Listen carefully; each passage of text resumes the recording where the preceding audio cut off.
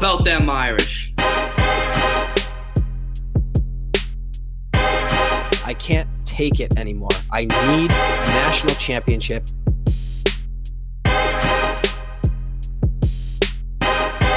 This is the Four Horsemen Podcast.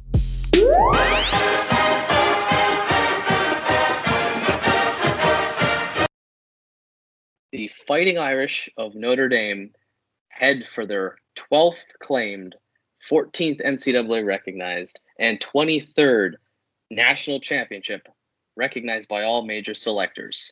Welcome to Season 4 of the Four Horsemen Podcast, and we are so excited to get right back in it. I'm Dylan, joined by Steve as ever, and we are in for a good season. 2 weddings, 12 football games, perhaps some sponsorship deals, and a whole lot of fun. Steve, how are you doing? I'm doing great, but I would like to amend what you mentioned. Yes, there are going to be 2 weddings. We're 3 weeks out from mine. Yes, I am starving to death. But you said 12 football games, and we're going to get into a season preview here at some point, but I'll just give you a little wink and nod and say it's going to be 14. Ooh, I like it. I like the confidence. I like where we're started. You know, our listeners, we're so happy to have you.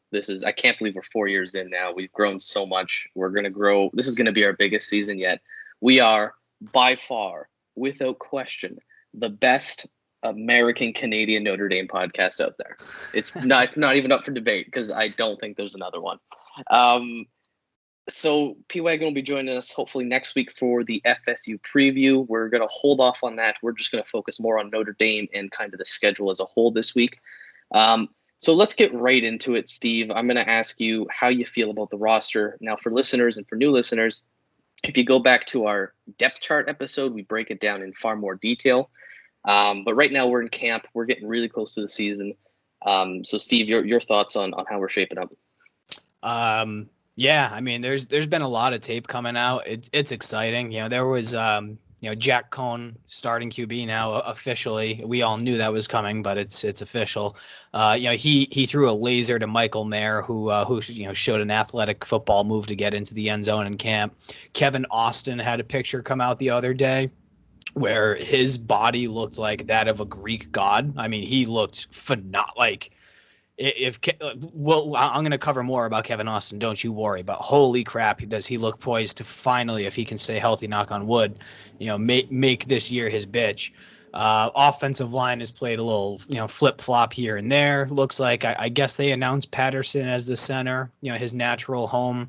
So there's going to be a little bit more movement, and still nothing is solidified quite yet. But the offensive line is going to be, we'll get into more position groups. But, I mean, start to finish, exciting camp. Everyone's looking good. And one thing of note, and again, let's knock on wood one more time because I don't want to get way out ahead of ourselves. This is the first summer that we've had as Irish fans without an injury or without somebody getting into trouble with the law. That's one critique I've had of Brian Kelly, to be honest, is, he's had a handful of guys over the course of time, over his tenure, either have to miss a season or miss a handful of games because of trouble with the law or trouble with academics. We haven't had any of that. Everyone's been on point. Everyone's been focused. And I think that's more indicative of a team is clearly seeing a path and saying, I don't want to screw this up. I want to be on the field. I want to be part of something special. So I think that actually adds to the anticipation and the excitement. Dylan, anything that you're reading there? Well, I think that's a carryover from last season too, right? Where what you saw last season was the best coaches rise to the occasion because it required more focus, more dedication, more attention to detail than ever. And look at the coaches who thrived under the pressure, right? You got Dabo, you got Nick Saban, you got Ryan Day, and then Brian Kelly was, of course, one of them. And look who wasn't one of them, and that's Jim Harbaugh, right? So I think COVID kind of exposed how good coaches can be, and I think Kelly has put himself in the top. I don't want to say top tier because clearly Saban is kind of up there alone with maybe Dabo, but in that top echelon of coaches. And I think it's carrying over. You're seeing the program be whipped into shape both off the field And in the recruiting aspect, which we covered, of course, in the last podcast, things are looking good. Since that last podcast, we've had 2 high 4-star receivers commit. It's Notre Dame right now is firing on all cylinders. Everyone's healthy. All the reports from camp are that everybody looks good. I'm excited. I think this is going to be a really, really good season for the Irish. Yeah, I'm right there with you every step of the way. Everything is really exciting right now.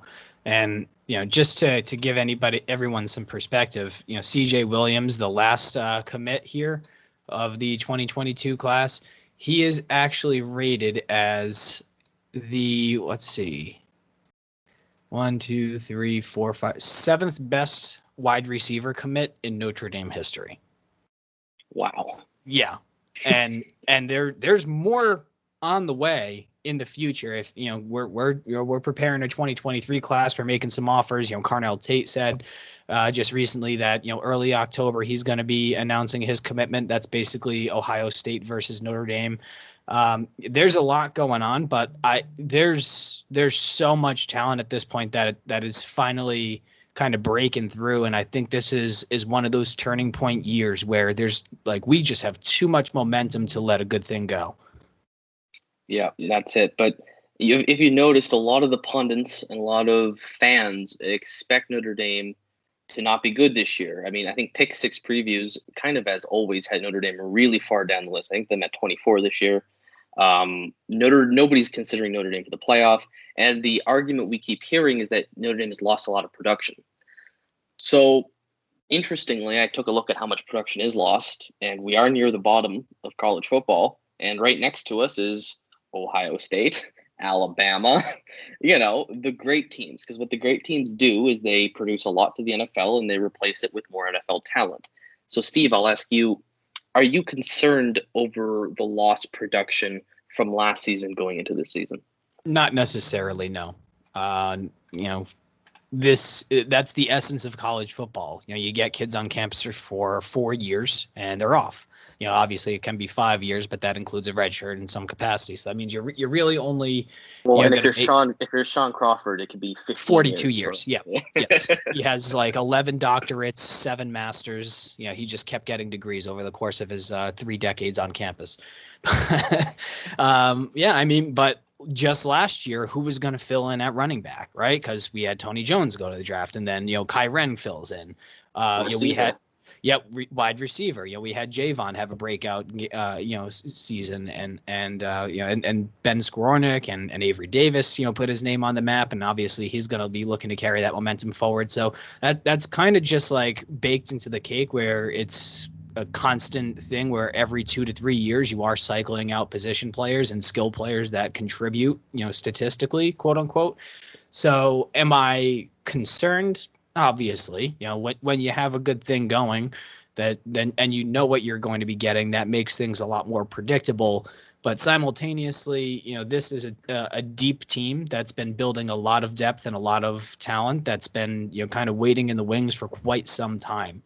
And it's about time that talent kind of shines through, and really these guys, Braden Lenzy, Kevin Austin, Avery Davis, Jack Cohn, he's coming back from an injury and a transfer, and Chris Tyree, he's going to be looking to make a name for himself. Kai Wren, he's trying to make himself a top, basically a first round pick. Let's call it what it is. Defensive line, we can get into Myron, we can get into Drew White, we can get into Shane Simon. Is this going to be his last year? But even though this is kind of his first year as a starter, there's so many guys that we've heard their names for a long time. They haven't really broken through yet, just because there's been guys on the depth chart ahead of them. And it's exciting to say, if these guys are coming out of nowhere, that's one thing. But these are guys that we have had experience in the past. They have contributed in the past. Now it's their time to be full throttle as the starter.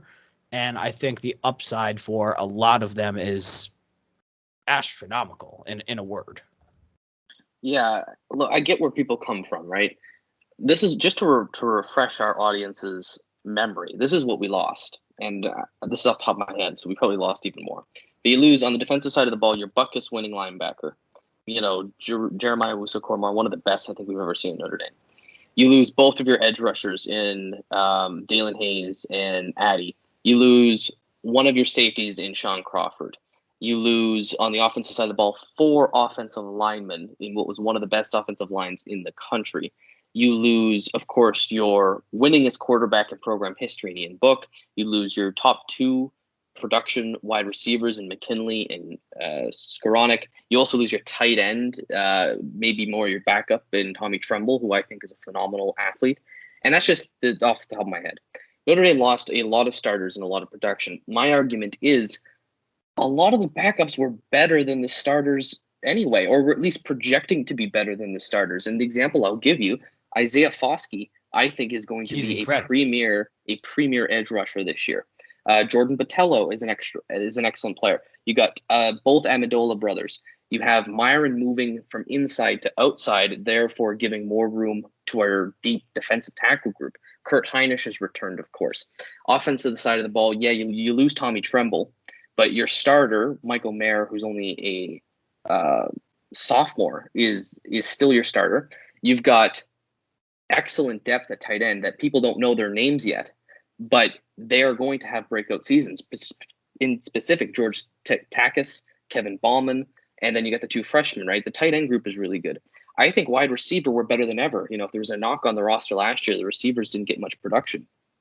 You look at this year, you know, Lenzy and Austin have to stay healthy. But it's not just Lenzy and Austin, it's what's behind them too, right? You got Lorenzo Styles, the true freshman. You got Joe Wilkins, Xavier Watts. In the slot, you've got Avery Davis coming back after a decent season, and Lawrence Keys, who I thought was extremely impressive in the spring game.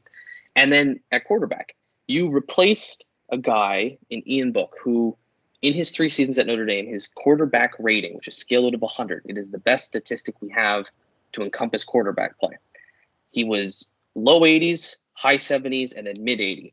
That was his 3 years. Well, Jack Cohn was like 84, 85. You were replacing him with a consistently good starter at Wisconsin who took that team to the Rose Bowl. And he was in a system where, sure, it's not a pass-heavy system, but he performed well. He made his throws. He looks good in camp.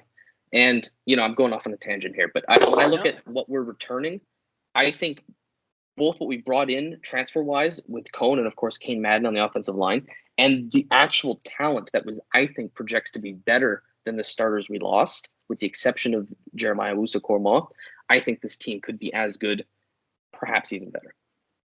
You're spot on. Everything you mentioned is pretty much I'm in agreement with. Yeah, I mean, the time has come for a lot of guys who have been, more talented than the people ahead of them, or equal talent, but they sat out in favor of seniority, and that's kind of how, Jeremiah Owusu-Koramoah was overshadowed by Asmar Bilal over the, back in the 2019 season. But, I could have told you that JOK was something serious back in 2019, and then 2020 he really broke out, and I think that's kind of the point you and I are both trying to drive home here is, just because some guys are relatively new or haven't had as much experience starting does not mean that you're going to see a precipitous drop off. The offense is, the system is the system. You're going to have guys plugging and placing.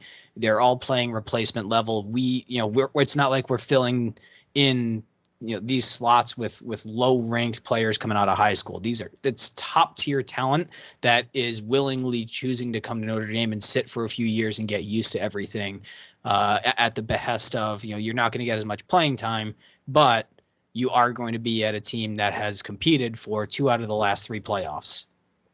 And I just feel like it's such an anti-Notre Dame thing too, right? Like, nobody is looking at Alabama and saying they're only going to win 3 games this year because they're returning half of their production. Nobody is saying Ohio State's going to lose 3 games this year because they're returning half of their production. But people are saying lost about Trevor Lawrence, and his replacement is obviously DJ. He's incredible, but he's a Heisman candidate already. But that's the thing, right? Notre Dame's not getting that benefit. Notre Dame is getting, you lost 50% of your production. Well, when are you going to realize that Notre Dame is closer to Alabama than they are Michigan? Far and away. Notre Dame is closer to Ohio State than they are Penn State. Notre Dame is in with the exception of Clemson, Alabama, who've consistently put themselves in the top tier. That next group of Ohio State and Georgia and Oklahoma, Notre Dame is in that group. Notre Dame is in that second tier of college football. And those groups have recruited well. they have developed well, and Coach Kelly's staff, whatever you think of them, they've developed better than they've recruited. So just imagine what the next few years are going to look like.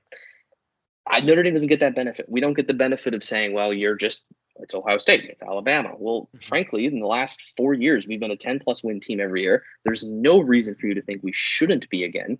As we'll get into the schedule, we have all of our tough games are either at home or they're played in Chicago. We don't lose at Notre Dame. We haven't since Georgia in 2017, and that was a game we probably should have won. Yeah, I don't know what to tell you guys. Notre Dame's held to a different standard, and it is what it is. But the people listening to the show and us homers, us propagandists, we know the truth. We know what's up.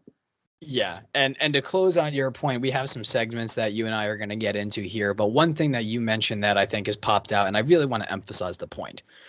You mentioned that we've developed well, and that's absolutely the point here. Is that Brian Kelly has done more with less. We are competing for national titles. We were 2-3 touchdowns worse than Alabama when Alabama absolutely blew that friggin' doors off of Ohio State in the national title game, right? So our defense was up to the task. The offense was, not quite there yet, but we're building, we're getting there. With 3-star quarterback at the helm, we have made it to the playoffs 2 out of the last 3 years.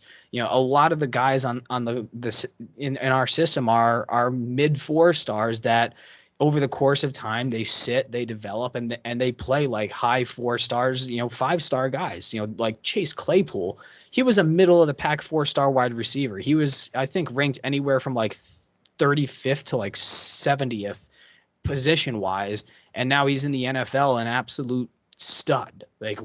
Just because we don't get the higher end recruits traditionally, and that is changing rapidly, the guys that we have, we are able to coach them up, and there's so many different ways that I can kind of expound upon that. And I think if you go through the roster and if you look at where they were, Drew White as an example, everyone's talking about this kid like he is going to be one of the next great Notre Dame linebackers.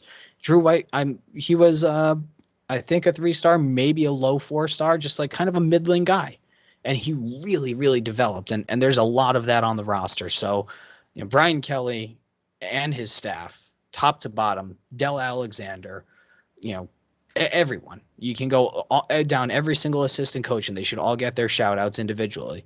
But this organization, this program is great at developing lower end talent into us being able to compete at a championship scale. And that's, I think, what's most remarkable in the last 4 years or so has been taking great teams and making them amazing teams, and that's credit where credit's due. We've criticized Kelly. I mean, you've criticized him already on the show, and sometimes it's warranted, right? But there is a segment of the fan base who, till he wins that title, he's not good enough for Notre Dame, and it is what it is. But let's look into the season. If Brian Kelly had a Alabama or a Clemson roster, he would already have multiple national titles.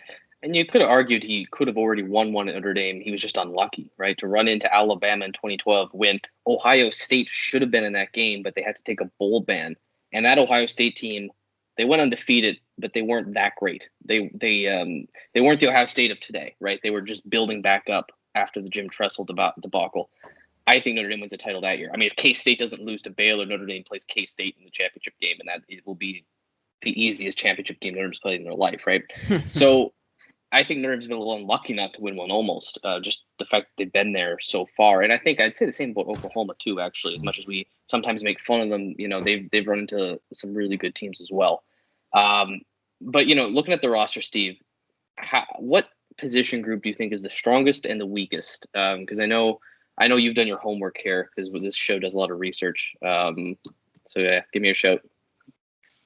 I know that was kind of tongue in cheek, but we are really stepping up. Like I'm talking spreadsheets deep in terms of data, in terms of research. So I know we're a budding operation, but we take this stuff seriously, and I think that far and away, just kind of going offensive, defensive side of the ball. On the offensive side of the ball, strongest has to be the running back core, right? Because you have Kyren Williams. He's coming off of, over 1,100 yards, and that was only over the course of 12 games last year. I'm sorry, 10 games. So that he was averaging, 112 yards a game, right? And he also scored 13 touchdowns over the course of that time. He was over a touchdown a game guy. Chris Tyree, as a true freshman in a limited role, only 73 carries for just a hair short of 500 yards.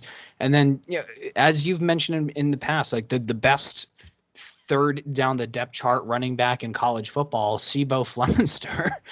Sibo's a dude, man. Like this guy he's a bowling ball. He can really get after guys. I honestly think that Sibo could be a starter in the majority, I would say 70% of Power 5 teams. I think Sibo is talented enough to be a starter, right? Like, yeah, he's a good running back. NC State, Florida State, Virginia, like Pittsburgh. He could be at any of those schools. He could absolutely be a starting running back, and he would absolutely have over 1,000 yards. So, like, don't sleep on, like, this is a very deep running back core. And obviously that's what we're going to be kind of relying on the most, because we know what we're going to get. Jack Cohen, I'm very high on him, but like at the very least, we know we have a solid run game to rely upon. Defensive side of the ball, I was stuck. I mean, it's obviously the front seven in one capacity or another. I personally am going with the linebacking core. I'm really high on Jack Kaiser. Love Shane Simon. He's a freak athlete, and Drew White is really poised for something special this year. And right behind them, Isaiah Pryor. Well, there's been rumors out of camp that maybe Maris Liafau might actually take over the starting job from Shane Simon. I was crazy. Yeah, I was just about to, and again, Maris Liafau was a 3-star linebacker that came out of Hawaii, and he's really developed very well. And he got some playing time early on in his career. And that was the point I was about to make. The three guys behind the White, Simon, and Kaiser are Isaiah Pryor, who's a redshirted senior and a transfer from Ohio State. You have Maris Liafau, who's really played way above any sort of expectation. He's made a great name for himself. And Bo Bauer, who is like this rugged man that looks like he could kill people with his bare hands. So I'm personally going with the linebacking crew, but how about yourself, Dylan?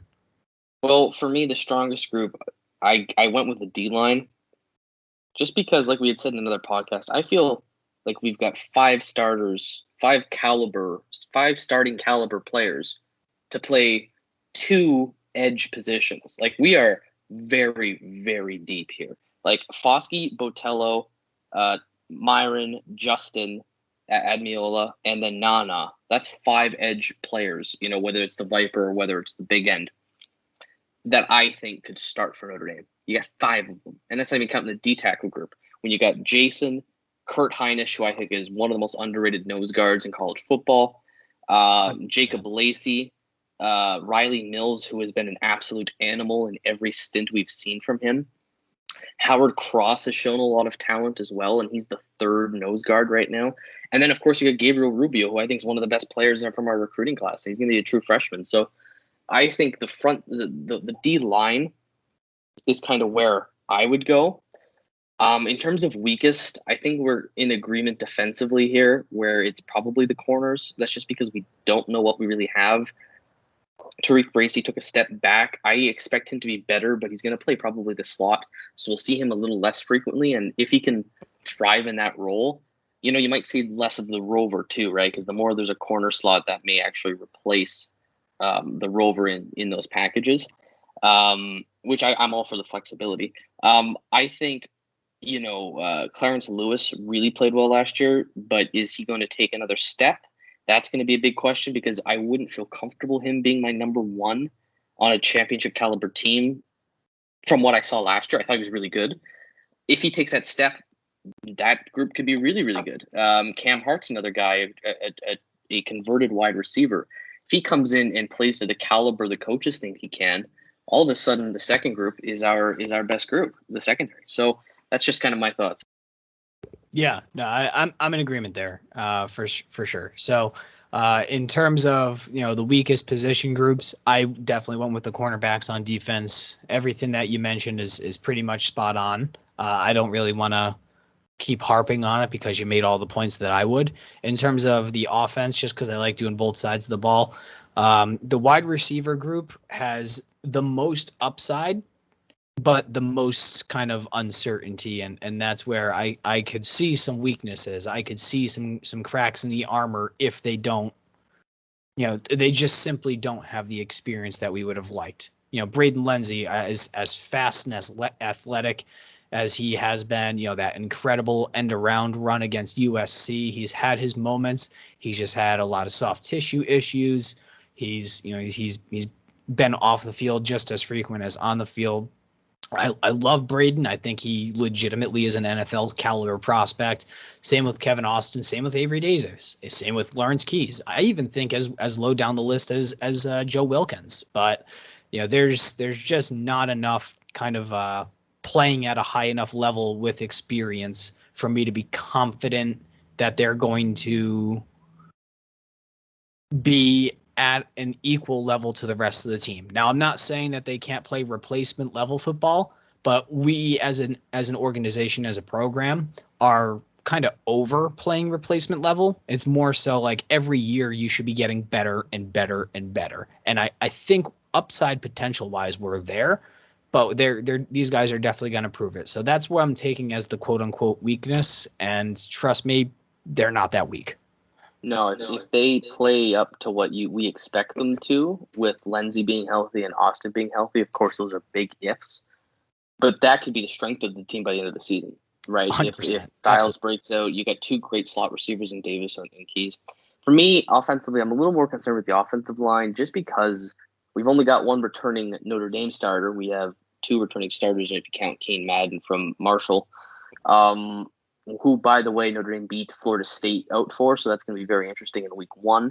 But I'm looking at it now. We anticipated Patterson to play left guard. If he's playing center, I don't know what that means for Zeke Correll. If Zeke Correll will play the left guard, or if Rocco Spindler will, or if Andrew Christophic will. But you got Josh Lugg probably playing right tackle, and you look like you have Blake Fisher playing left tackle, the true freshman. So there's just, I think, too many question marks for me at offensive line right now to be comfortable with. I'd say that might be my weakness on the offensive side of the ball. But you got Patterson and Kane, and if Fisher holds his own as a freshman, that group's starting to look really good. You know what I mean? So I think that's where we are at Notre Dame. Is our weaknesses can easily become strengths by the end of the season, and I think that's really healthy for this program. Yep, 100%. They, especially on the offensive line, they've recruited at such a high level, and they've developed at such a high level. From Harry Highstand, who obviously moved on to the Chicago Bears, and who's the coach now? The coordinator, is it Quinn? Jeff Quinn. Yeah. Yeah. So Jeff Quinn has kind of just stepped in and been just as phenomenal with kind of coaching these guys up. So hey, be careful. There's a good portion of the fan base who does not like Jeff Quinn. So okay, them are fighting words, Steve. Yeah.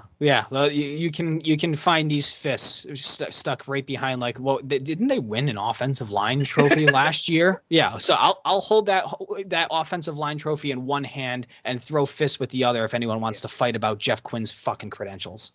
Well, they're not all his guys, except Patterson was, and Patterson was arguably our best offensive lineman. I know Eichenberg and Banks were pretty good, but I'm sorry, I got to play devil's advocate there. There's a lot of different opinions that I respect, and I would like to platform because they are valid, even if we disagree with them.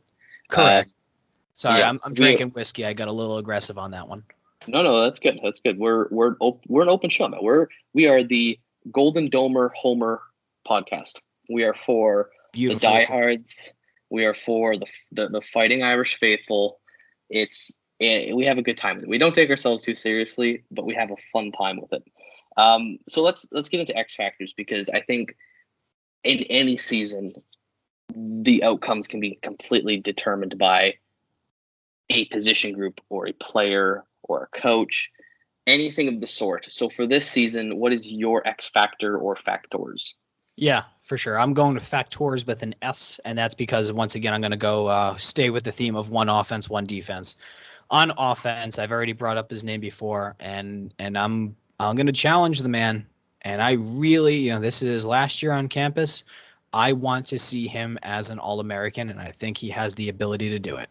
Kevin Austin if you have ever been poised to have a year where you have over 1,000 yards receiving and really show people like, I am worth the wait. I am, like you guys put a lot of emotional capital in me over the course of the last few years. He's had ups, he's had downs, he's had injuries, he's had troubles on and off the field. It's been a ride, but Kevin Austin is a great young man. He is absolutely poised and built like a brick shit house. I mean, he has looked fantastic in camp, and he has always been one of my favorite players since the day he even signed, let alone got on campus. So I expect big things out of Kevin Austin, and he has. I mean, Braden Lindsey, we kind of know what we're getting out of Braden. Avery Davis, we kind of know what we're getting out of him. Even Lawrence Keys, we don't really know what we're getting out of Kevin, and that's what makes him the X factor. If he plays up to what I think he can, that's the difference between Notre Dame competing at the next level, whatever that next level may be. So that's covering the offensive side of the ball. Defensive side of the ball, almost exactly the same exact sentiment. These are two guys that should have been on the field playing a lot earlier in their career, making plays a lot earlier in their career. It just didn't work out that way. And I'm going with Houston Griffith. He's going to be the free safety, presumably, starting free safety, and then you got Kyle as the strong safety. Did I get that correct? Or yeah, Kyle looks like the free safety, and then Houston as the strong. From what I understand, so in the depth chart Notre Dame releases, they'll have Kyle as free and Houston as strong. But the way I understand it is they're going to play it more left side, right side, or boundary and field. Yeah. So you'll see Kyle Hamilton play everywhere. I don't think he's not a traditional free safety where he's going to be hanging high and he's the last man of defense. He's also going to be at the line of scrimmage, right? Notre Dame's going to be flexible with their safety. So it's almost, I think of it as one safety and two safety. I don't like to think of it as one or the other. I mean, Kyle's is as balanced as they come. Not only has he literally, this is a PFF statistic, he has never allowed a touchdown in his entire college career. His pass defending statistics are through the roof. Kyle is arguably the best coverage safety in America. He also led the team in tackles last year with 63 tackles. Right. So he can come up into the box. He has tackles for loss. He can get up there and make plays. And I think, basically letting Kyle be Kyle is going to be contingent on, having a very strong and dependable safety in Houston Griffith. And, Sean Crawford, there was a handful of times he got beat last year. He obviously transferred from a slot corner to a safety, so it was a little bit of a different thing. I'm not putting Sean down in any capacity. He's great. He's in the NFL. But it just felt like it was kind of patchwork last year putting him at safety. And this year we have, by design, Houston Griffith is playing back there. And if after all these years, him finally getting on campus, if he can make the plays and kind of play center fielder and let Kyle just be that guy, I think we got a really good thing coming, especially with the pressure coming from the front seven. Mildly off topic, but I cannot wait to see Kyle Hamilton play Navy. And that's the only time I'll ever be excited to play Navy, is just because that option ticky-tack nonsense Kyle Hamilton is going to sniff out. I expect him to cause a fumble. I expect him to actually intercept a pitch for a touchdown. And I expect him to break at least 3 ankles. It's my expectation for Kyle Hamilton against Navy. I'm with you there, buddy. Okay, so for me, I'm going to just stick with one. It's a cop-out answer, but it's the most important position in the game, the quarterback. I'm going to say Jack Cohn is the X factor, especially in releasing your X factor, Kevin Austin. I think Tommy Rees, we give him a lot of flack after the Alabama game. We were emotional too, right? We had thought he wasn't good enough for the job or whatever. But credit to him, he has come into the season. Not only recruited well, he's coached well. He's committed to playing a higher octane, more explosive, more pass first offense. That seems to be that's what he's told people. That's the direction it looks to be going. And credit to him. That's where we need to be. We have caught up to Alabama, Ohio State, Clemson defensively. And I would argue we have surpassed maybe 2 of those teams, maybe all 3. On offense, we're nowhere near them. And that's the difference right now between Notre Dame and a national championship is we are not a 40 points per game offense. We have to become one. We have to become a team that can go down the field in 3 passes and score a touchdown. We need to be able to spread the defense. We need to be able to be efficient with how we both throw the ball and run the ball. Because when you are efficient offensively, when you're throwing the ball first and you're getting 7 yards on first down, you're setting yourself up for a more favorable running position because you will be running on shorter downs. There'll be less guys in the box, and you'll just have a more successful run game. That's what Alabama did last year, right? Nick Saban was the first guy to say, he's like, look, I'm not going to win national championships anymore playing that kind of offense. We're going to move to a pass-heavy, explosive offense, and we're going to utilize the run game smartly. And you saw how good the run game could be when you use it correctly. And I think that's something Notre Dame's got to steal. Notre Dame's got to become that. And I think Jack Cohn is more of that guy than people think he is. People think he's just going to be a game manager. No. He's going to be an awkward, unathletic white quarterback. Hold on. I think this kid can throw. I think this kid can move. And I think he's smart. He's run the offense before. He had a draftable grade on him last season after his injury. I think, I'm not calling him Joe Burrow. Hold your horses, because a lot of that had to do with Joe Brady at LSU.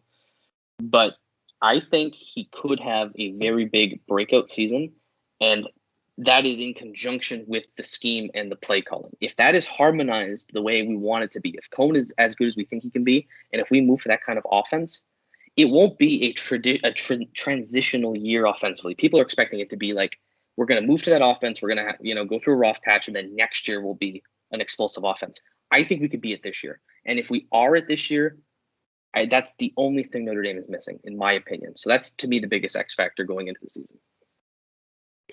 Hard agree. And I think what is going to distinguish Jack from Ian, because like there's so many different comparisons that are like so close in nature to the way that both of them style their game. Ian being 6 foot and then Jack Cohn being like 6'3" and some change. That 3 inches makes a difference, man. I think Jack sees the field a little bit more clearly than Ian does. And I'm not putting Ian down in any capacity whatsoever. 4th round pick. He had his first NFL, preseason game where he played pretty darn good, right? He balled out. And I think he legitimately is going to fight for a starting position in the NFL. And I think he has a future. So I'm not putting Ian down in any capacity.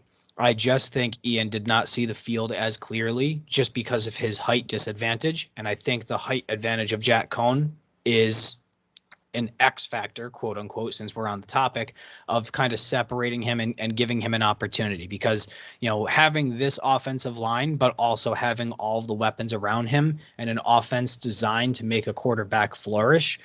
Like, he's not going to experience the same offensive line he did or the same system that he did over at Wisconsin. I think people are going to be extraordinarily surprised at how good Jack Cohn is. So you're spot on, man. Well, with that said, should we kind of head into some schedule outlooks, because we want to get this party started here. So first game of the season, we're not going to get too much into it because we will be doing a podcast next week, hopefully with a guest. For the Florida State season opener in Tallahassee. That'll be on Sunday, September 5th. That'll be prime time because we are Notre Dame and we are prime time. Don't give me a win-loss or anything. Just, do you have any thoughts on Florida State this year? And we'll do it this way. I'll list you the team and you give me, a note or two you have on them. Mm-hmm. Better than last year. Still not good enough to compete with the Irish. That's my 2-sentence thing. Yep.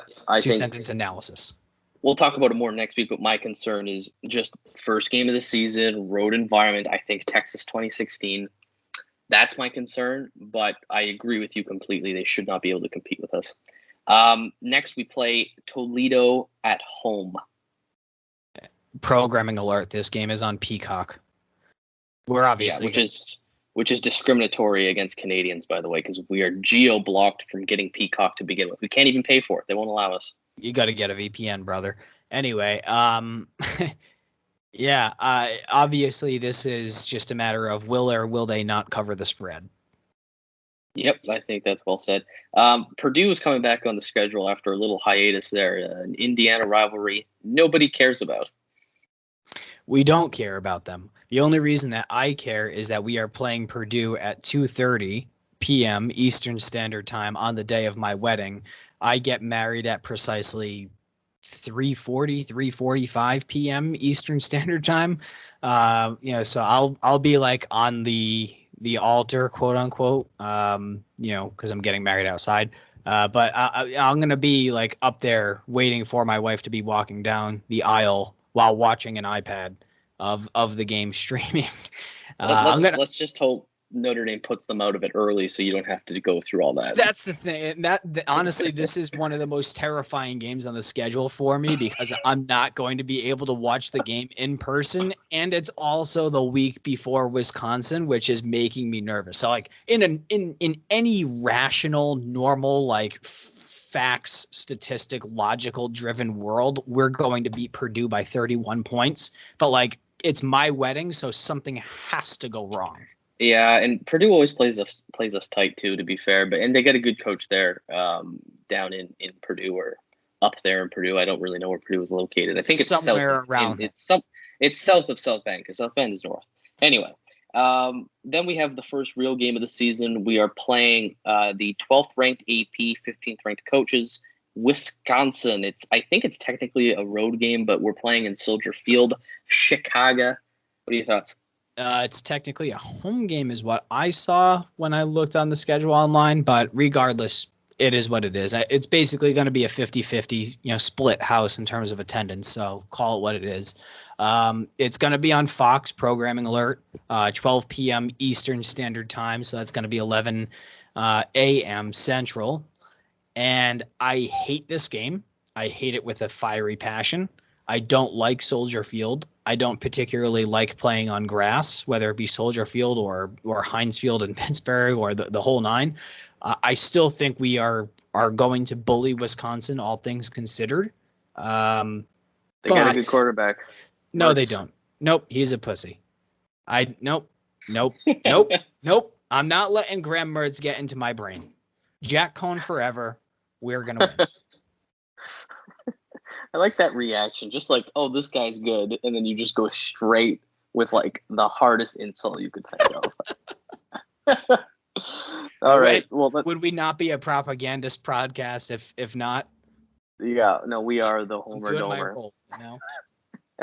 All right. Next, we got a very tough game at South Bend. It'll be number 8/number 10 Cincinnati coming to play the Irish. Cincinnati's got one of the best corners in the game right now. They are returning a lot of talent.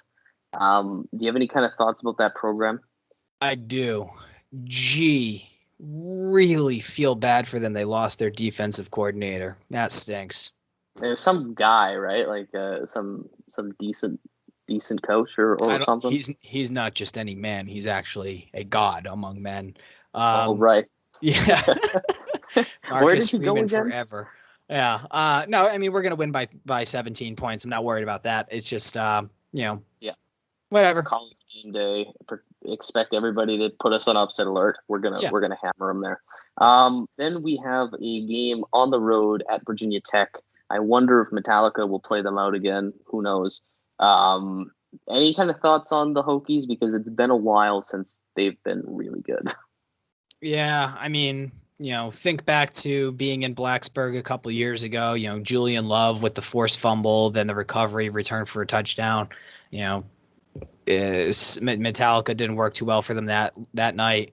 But then the next year they came back and gave us a fight to the absolute finish in South Bend. It basically came down to Ian Book and Claypool taking over the game on the final drive. So that might have been the worst Notre Dame game I watched. They did play objectively absolutely very bad. If we're going to have a trap game, and that's kind of a segment that we're supposed to have later on, but I'll just kind of highlight it now. This is the one to be concerned about if you're going to be lulled to sleep by a clearly inferior program. But I'm obviously taking the Irish to win. It's also a victim of the schedule too, because you got 2 ranked games, Wisco, Cincinnati, and then you got 2 ranked games after it. And this is a road game. It's a scheduling trap game. It's not that Virginia Tech is special. Yeah. It's just it's a decent team on the road in the middle of a very tough stretch. So if we lose either of the first 2 games, I'll be really nervous about this one. Yeah, I mean, two things worth noting. One, scheduling or programming alert. This game is going to be on ACC Network, which is bullshit. Second thing worth noting is that the week following Virginia Tech is a bye week.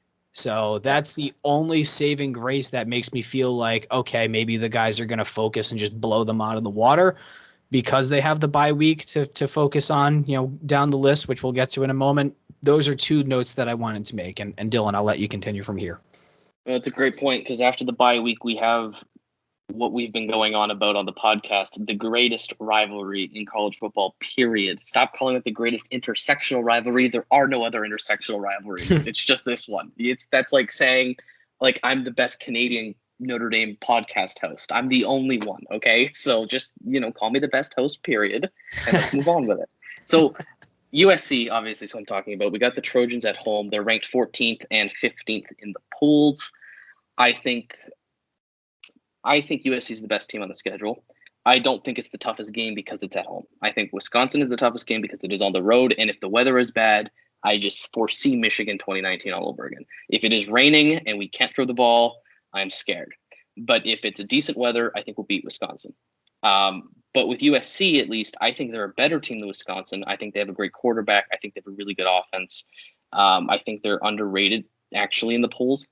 But we're at home, and they don't beat us in South Bend. The last time they beat us, I think, was 2011, which was literally 10 years ago. So, what do you think? Everything you said, I'm pretty much in agreement with. I think we win. I also think USC is a top 10 team in the nation. Yeah, no, I think Slovis is really good, and I don't like to give them credit, but I think that's going to be a fun game, and we're going to have some friends of ours, I think, on for that show as well. I'm aiming to get 2 USC fans on, so it's a little more balanced, so we can't bully the one guy. You know what I mean? They got kind of 2 of them. Okay, so after that, we have a really tough game against North Carolina, ranked 10 or 9 in the polls. Mac Brown, Sam Howell. What are your thoughts with that program? I think if there's anyone overrated on the schedule, it's UNC. They lost both their running backs, Javante and I forget the other one's name. Forgive me. Yeah. So they lost some big pieces. Yeah, their QB's he's quite talented. He's going to be a first round pick. He's probably going to be a top 15 pick, and good for him. Mitch Trubisky was also like a top 10 pick coming out of UNC, and look how his years went there. Or was it UNC? He was UNC. Yeah, it was. Daniel Jones was Duke. Yeah. The New York Giants bust, by the way. Yeah. So congratulations. You have a good QB on an overrated program is my thoughts on it. Yeah, no, I kind of see that too, but it's the stretch of games. It's Wisconsin, it's Cincinnati, it's Virginia Tech, and then it's USC. That's 4 top 15 ranked teams in 5 games and in 6 weeks with a bye week. That's just a lot. I could see that being a trip up game too, but look, we're at home. They couldn't beat us last year, and they didn't really come close to us. Like, the score was close for a bit, but Notre Dame dominated that game down in Chapel Hill. Yeah, but yeah, he had less. The quarterback had less than 225 yards. He had one. Did he have a touchdown? I think he had one rushing touchdown. I know for certain. I think he had 1 touchdown, no interceptions, if I remember correctly. But I think he had like 212 yards. Yeah, somewhere. He was not impressive, basically. No, Notre Dame had locked him down, and I think that's not going to change because I think Freeman's going to be as good as Clark Lee. Okay, so I'm just going to read the next 4 together because they're all really bad teams, and we should not struggle with any of them. We play Navy at home. We play at Virginia, which is the famous gif of the dead Cavaliers fan. Snatch soul. In his first pass ever, hits Will Fuller. That was amazing. And then we are at home to Georgia Tech, who we seem to play kind of often. And I know we got the ACC tie-in, but man, Georgia Tech is always on the schedule. And I don't really care for them too much because they moved away from the triple option, but they're always a tough team to play. And losing to them is pretty rough. That's a pretty rough loss. So that's not going to happen. And then, of course, we finish the season off in Palo Alto, Stanford, or as I say, the program formerly known as Stanford, because they are a shell of their former selves. And I don't think they're going to get much better this year. Okay. I'm going to disagree with you on that last point. I agree with pretty much everything else. I mean, beat Navy, beat Virginia, beat Georgia Tech. That's everything is pretty much straightforward there. What I will say is if we do get Georgia Tech in next year, 2022, Atlanta is one hell of a fun city. So, maybe there will be some sort of Horseman Pod, a man on the ground spot, down in Atlanta, Georgia, if we play a Georgia Tech next year in Atlanta. Just saying, I don't know the schedule off the top of my mind right now, but great city. I am afraid of Stanford on the road to close out the season because I'm predicting, clearly, being a propagandist, that we are going to be 11-0 at that point. And I know we went through this same exact thing 2 seasons ago, and we ended up beating Stanford, right? That was the Chase Claypool game when he just went off and had a million touchdowns. But it's 2019 though. We didn't have playoffs on the line. Yeah, we did not have the playoffs on the line. But we broke the voodoo because Kelly had never won. Yeah, Kelly broke his streak in 2019 at Stanford on the road. And I just don't like playing at the Farm. So if there's which is weird because they have no fans there ever. Yeah, it's an abysmal. It's the worst. It's the worst home stadium, I think, in college football for fans and energy. It's just awful. Yeah, I mean, their fucking nerds are too busy working on Dogecoin, which, by the way, to the moon. But they should, they have to. I don't know. It's just it just feels like a funky game. I don't like that Stanford game. I think we win, obviously, because I'm a homer and I'm gonna pick ND 99 times out of 100. But I'm calling this right now on August 20th. Not a fan of that game on the road at Stanford. Yeah, I have no problems with that just because we have so much trouble there. I don't know. I don't look at Stanford and see a team that's going to be 10 wins again like they used to be when we used to have some pretty great games in the early mid-2000s. I mean, some of the best games of my memories are against Stanford, right? With the 2012 goal line stand, 2014 4th and 20 into the end zone in the last play of the game almost. But yeah, that's just me. So I think we covered toughest game. We both agree it's Wisconsin, right? I actually have USC as the toughest game on the schedule. Okay, I think USC is the toughest opponent. I just think the location and the style makes it a little tougher Wisconsin. But okay, we're pretty much in agreement there. And we both agree Virginia Tech is the trap game just by default because of the situation we're in. Correct. So let's go through them again, but just win-loss. And you just told us you were 11-0. So let's just hear you say win 11 and 12 times. So Steve, Florida State, how you got it? Win. I got this a win too. Toledo. Win. I got it a win as well. Purdue. Win. No, of course it's a win. We're not going to lose to the Boilermakers. Wisconsin. Blowout. Ooh, if it's sunny, if it's raining, I don't want to watch the game, but I'll say a win as well. Cincinnati. Win. Yeah, I think that's a game that isn't going to be as close as people think it is. I think Notre Dame's going to win by 2 to 3 touchdowns, and then the conversation will be, oh, this team is for real. Virginia Tech on the road. Win. USC at home. I agree, by the way, on the win. Overtime. Win. Oh, I can't. No, there's no way I'm watching that game. I'm going to say we win by 13 points. UNC. That's going to be at least a 2-score win. Yeah, I'm in agreement there. It's a win. Navy. Blow the doors off them. Yeah, I think so too. Win. UVA. Shouldn't even show up. Yep, that's another win. Georgia Tech. Big W. Win again, and then Stanford going 12-0, Steve. Win by 10. Yeah, I think we're going to win that game too. Probably not as big as we should. I have the Irish going 12-0 this year too, and I'm the more realistic one. I think we are the better team in all 12 games, and I understand on the run of play we should probably drop 1 or 2. And if we win 10 games this year, if we win 10 of the 12, I think that's a successful season, mildly disappointing. But if we win the bowl game, a good season.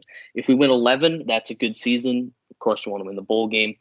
I will happily take a New Year's 6 bowl game win just to break the stupid fact that we haven't won one in 20 years. But I want the playoffs, and I think we can get to the playoffs just like last year and just like 2 years ago, because I think we're better against every team on the schedule. And last year we actually had to play Clemson, who we weren't better than. I think this is a tough schedule, but it's favorable in the way we play them at home. And I think, of course, being a homer, but also being somewhat realistic, Notre Dame can, and I think we'll go 12-0 this year. Yeah, no, I'm right there with you. Worst case scenario, something goes wrong, 11-1, 10-2. I think I'm going to echo your sentiment. Successful seasons. I think we're a perennial 10 win or better program at this point from what we've built ourselves up to be. 10 is, I think your wording on it was almost pretty much the most flawless way to describe it. Successful but disappointing. And that's a great way to describe a 10-2 season at Notre Dame. And obviously it's. But if you win a New Year's Six bowl game, you're feeling a lot better. Yeah, absolutely. I just wonder, 11-1 with this schedule, do we get into the playoff? Obviously, it depends on what goes on elsewhere, but I think we can, and I think some people think Notre Dame will never be accepted as an 11-1 team, and maybe because the committee might now have a bias against us being blown out twice. But I think before, the committee would have put us in one loss. They had us in the 3 spot until we lost to Miami in 2017, and we were in the 3 spot until we lost to Stanford. Well, Oklahoma had jumped us the week before to the 4 spot, and we were 5 or whatever it was. But we were in the playoff until we lost to Stanford, and that absolutely killed our shot. So I think they're willing to put a one-loss Notre Dame in. It's just going to depend on what other people's records are looking like, and if the committee is truly objective every year with just getting the 4 best teams or the 4 best resumes in. Because look at that schedule. It's not easy. Not many teams play that kind of schedule. Clemson's got one good game, I think, on their schedule this year, and that's going to be Georgia, right? And that's the first game of the season. I suppose if they play North Carolina, I don't know. That game, man. That's going to be a tough one, because if Clemson loses that game, I don't know how they're getting into the playoff, because you're going to have to run the table against the ACC and win the ACC. Data point. Yeah. Well, that's the thing, against right? Southeast McNeese State. Well, that's the thing, right? But we'll see. I mean, we don't need to get into the committee guru math right now. I think 11-1 puts us in a shot. But if we win a New Year's Six bowl game, I am content with this season. But do not count the Irish out of a playoff spot. My only concern is Oklahoma, I think, is going to be their best in a long time. Alabama will always be Alabama. Georgia's going to be good this year.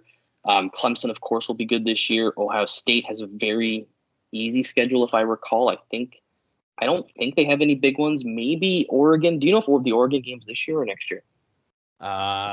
Give me never. Maybe I'm just tripping. 40 seconds and I'll have that answer for you. Not even. Yeah, but while you look at that up, I just think those are really favorable teams to go undefeated. Oh, Steve? Yep, September 11th. Noon game in Columbus. I'm glad I have a good memory. So Ohio State does have a decent schedule because they're playing Oregon. But look, those are teams that are going to be tough, and if they run the table, well, we're in trouble. But we can run the table too, and if we do, we'll be in, because you're not going to have 5 teams go 12-0 this year. That's just not going to happen. So I think that's how I feel about the schedule. Do you have any other thoughts before we move into kind of what ESPN thinks of us? Fucking ESPN. Yeah, I mean, 11-1, we are a top 6 program, and it's kind of just bubble and waiting to see how everything plays out. So you're basically spot on once again. And 12-0 automatic bid. It is inexcusable for a 12-0 and an ND team not to be in the playoff this year, and I think that's where we're trending, obviously. Perfect. So we'll move over to the only real data that kind of exists out there at this point that I could find is ESPN's FPI, which is Football Power Index. And what that does is it measures a team's true strength on net point scale. And I'm quoting them here: expected point margin versus average opponent on neutral field. What that means is, based on whatever formula they have, what is your expected score against an average opponent on a neutral field, and how does that compare against other teams in the country? It shouldn't be too complicated, but it's got a little bit of math to it. They have no, and I don't know how they've done this. I don't know how much data is from last year and how much production. I don't know the secret formula. All I know is heading into this season, we're 7th in the country, which I think is fair. They give us a 3.5% chance to win out, which I think is a little bit low, but anyone way knows too low. But anyone knows probabilities that makes sense, right? You're gonna if you have 50% chance win games, I mean, your odds of winning all 4 of them are fairly low, right? And then they give us, though, a 24% chance of making the playoffs, which I thought is fairly high. That's contingent on us going 11-1 or 12-0, but that's a fair shot. And then they give us a 2.6% chance of winning a national championship. So that's kind of what the preseason metric looks like for us. I don't know what formula what actual data they put in there. But I think that's fair. I think I would rank us a little higher than 7th, but I understand because of the production loss. I think about a 0.25% chance of getting into the playoff I take those odds because, you get in, you have a shot to win it all, right? So you have any kind of thoughts on that or anything else before we wrap the show up? Yeah, I have I have a fucking take, man. Okay.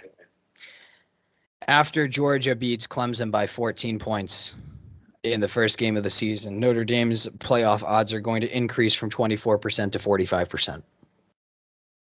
Wow. So that's my thoughts right off the bat.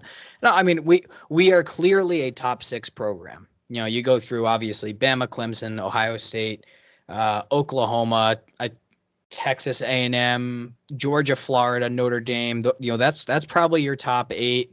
And there's probably 2-3 teams that could probably sneak into that conversation at some point. That's maybe even like an LSU. I think LSU kind of just like had like a Oregon could be good this year. I think Oregon's a bunch of frauds, personally. My personal thoughts on the matter, but yeah, I mean they might be there on paper, but they're just going to be inferior just because they have a weaker schedule and like the Pac-12 I just won't take seriously until they make some noise in the playoffs. And yeah, I mean that's kind of that's where I'm at is I see a minimum 11, I see a likely 12. I see that we are a top 6 program in the nation, and it's a great time to be in South Bend, and I'm just looking forward to the season, man. It feels like it's just going to be one big party over the course of 14 weeks here.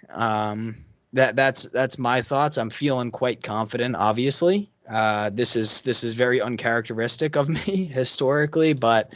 I think because of my change in attitude is reflective of the program growing as a whole. Yeah, we're at our best since the new Lou Holtz days. I don't think that's really debatable at this point. Coaches had us ranked 7th, AP had us ranked 9th. I think that's low, but I understand where they're coming from because they look at the loss of production. They don't know this team the way us homers do. But I think this is going to be an excellent, excellent season. We've got unlike last year where there was only really one big game, we've got 4 really big games. We're going to have some guests on. We're going to be, we've grown. We've had about 300 followers since February on Twitter. We've got a pretty big following. We're getting bigger. We're reaching out to people. We've got some tricks up our sleeves. You got the gifts as always. We always have hilarious content because we are a super serious podcast that covered against Alabama. And I just think it's going to be a great year. And of course, you and P are getting married. So that's going to be super cool. And I'm looking forward to it. It's going to be an excellent season. I think this is going to be our best season yet from a podcast and content creator perspective. And I think our audience, of course, who's listening to us right now, I think they're in for a treat. I think, they've been with us for so long and we've seen so much growth year by year. I think this is going to be a really, really good one. Yeah, and we got a lot exactly up the sleeve as you mentioned. I am in charge of the Instagram account. Everyone, for Horsemen Pod or Horsemen Pod, exactly whatever our Twitter handle is exactly what it is on Instagram. I'm trying to beef that up at least 2 posts a week. Trying to psych everybody up for the season. So follow along on Instagram. Obviously, tweet at us on Twitter. DM us. We're always open to conversation. We're always open to back and forth. I think we sometimes miss the DMs just because there's 3 of us on it and the notification comes and goes. So don't take offense to it if we don't see it. But we're there. Our DMs are open. Yeah, for sure. And I think that's what we make an active effort to try to set ourselves apart. We are an extraordinarily high engagement podcast, especially if you follow our Twitter feed. We'll quote tweet, we'll get into the mud, and that's because we are diehards at the end of the day. We're going to be straight up about our bias and who we are and what we are. And we love this program. We love this team, and we have total and complete faith in them. And we literally are happy to talk ND football all day, every day. So whether it's on Instagram, whether it's on Twitter or on Facebook, just a little hint that might be something that's coming in the future as well. We are down with the population, man. We are more than happy to mix it up with anyone and everyone, and we appreciate everyone's feedback, the retweets, the follows, anyone that you can recommend our podcast to. If you have that one guy that you speak to at the water cooler every week at work, in regards to Notre Dame, just share this podcast, rate, review, subscribe, the whole nine. We absolutely love the engagement, and we truly, genuinely, your guys' willingness to give us your thoughts and your feedback every step of the way is what it's a driving force for us to always be better and kind of raise our profile to the next level. So thank you so much to all the fans. We appreciate you guys. Yeah, look, we're a fan podcast made for fans, right? We're pretty authentic in who we are. We don't take ourselves too seriously, and we look to have a good time and have a fun conversation. So of course, if you could please give us a 5-star review on Apple Podcasts. Leave us a nice review, because look, we make a lot of enemies being a propaganda Notre Dame podcast. As you guys know, Notre Dame is very much hated. But one thing I wanted to bring up, and this is something we're going to introduce this year. So look, we've grown a lot, and I think our content quality, both on in the podcast and on Twitter, I think has gone up a lot. And what that has done, though, it has been very time consuming. So if you guys could consider contributing to us as a podcast, we have a link in the bottom of the description of the episode. It'll bring you to our Anchor support page where you can make a monthly contribution, and we'll also be posting it on Twitter, and that will be our pinned tweet too, so you can contribute to us directly. So look, we have all careers, we're all busy people, but we want to keep producing high quality content for you, and the best way to do that, of course, is for us to be able to keep this thing afloat, because it's time consuming, it's costly. So if you enjoy our content, please consider making a contribution. It would be greatly appreciated.